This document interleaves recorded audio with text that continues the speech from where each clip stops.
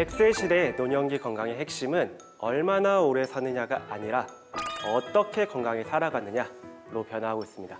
그런 점에서 운동 재활은 노인들이 스스로 생활을 유지하고 자립적이고 활동적인 삶을 살아가도록 돕는 중요한 수단입니다.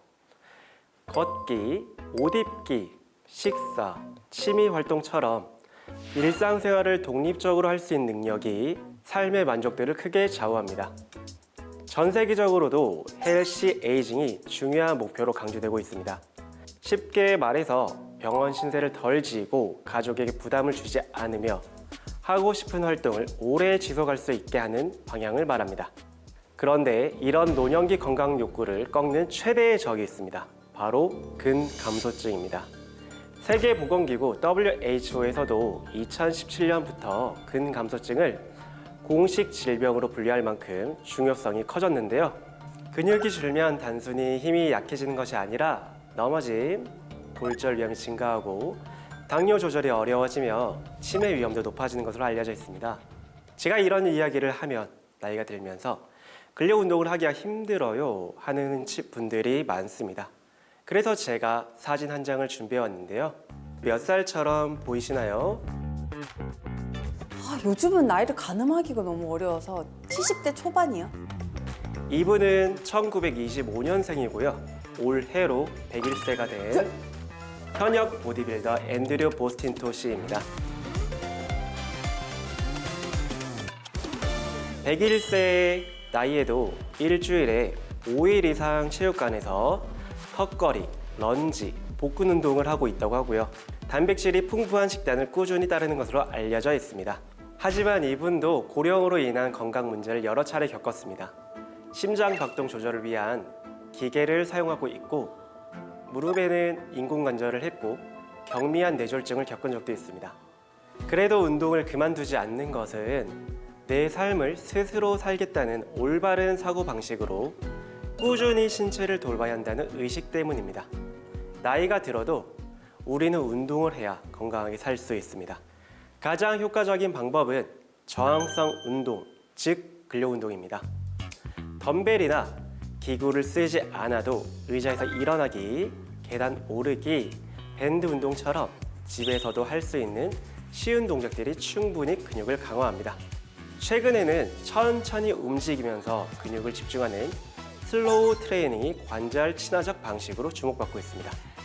자세를 가볍게 잡고 동작을 천천히 하면서 올라오게 됩니다.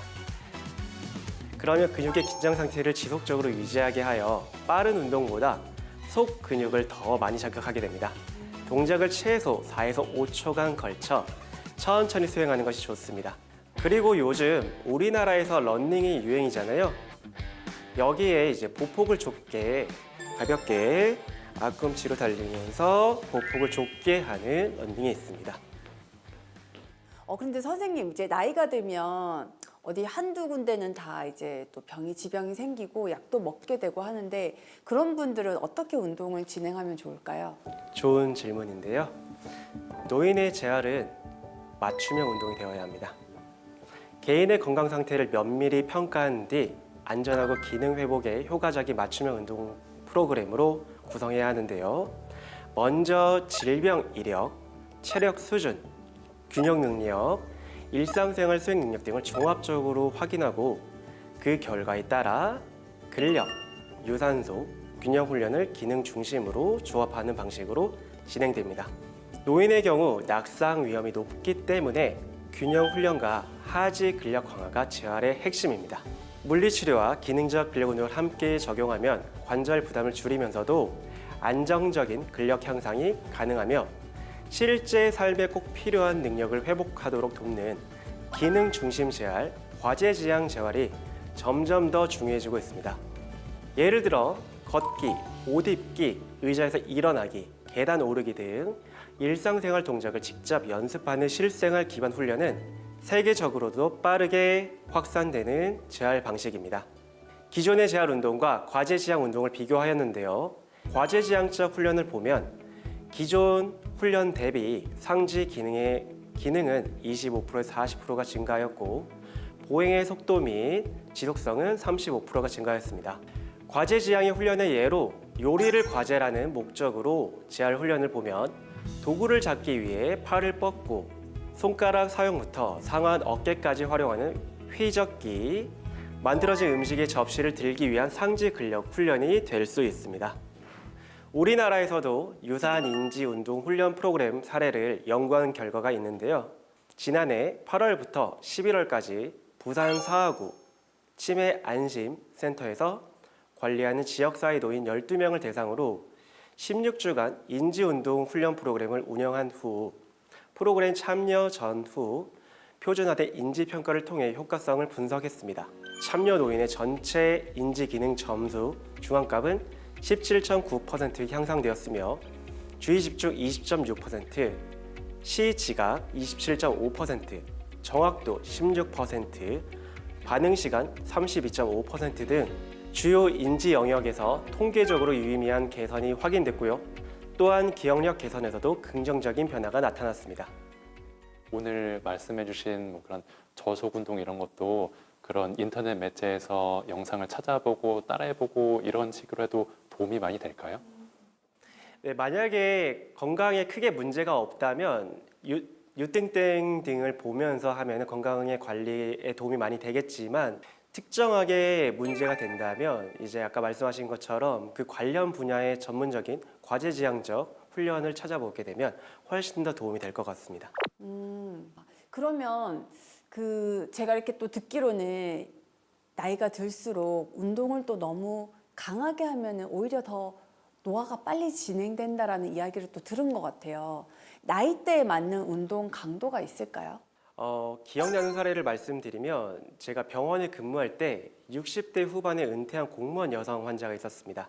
등산이 건강관리에 효과가 매우 좋다는 권유에 북한산을 오르셨는데요. 자신의 운동 수행 능력과 체력을 고려하지 못하고 지인들과 무리해서 등산을 하다 허리와 무릎 등 심하게 불편해서 병원에 입원 치료한 사례가 기억이 납니다. 자신의 수행 능력과 등반 시간, 저항 정도를 고려하지 않으면 오히려 독이 될 수 있습니다. 노인 운동 처방 시에는 FITT 원칙을 적용하면 보다 체계적이고 안전한 프로그램 구성이 가능합니다. F는 프리퀀시, 빈도인데요. 주 2회에서 5회 무리가 없는 범위 내에서 꾸준하게 하는 게 좋고요. I는 인텐시티, 강도인데요. 약간 숨이 차지만 대화는 가능한 중간 정도 강도가 좋고요.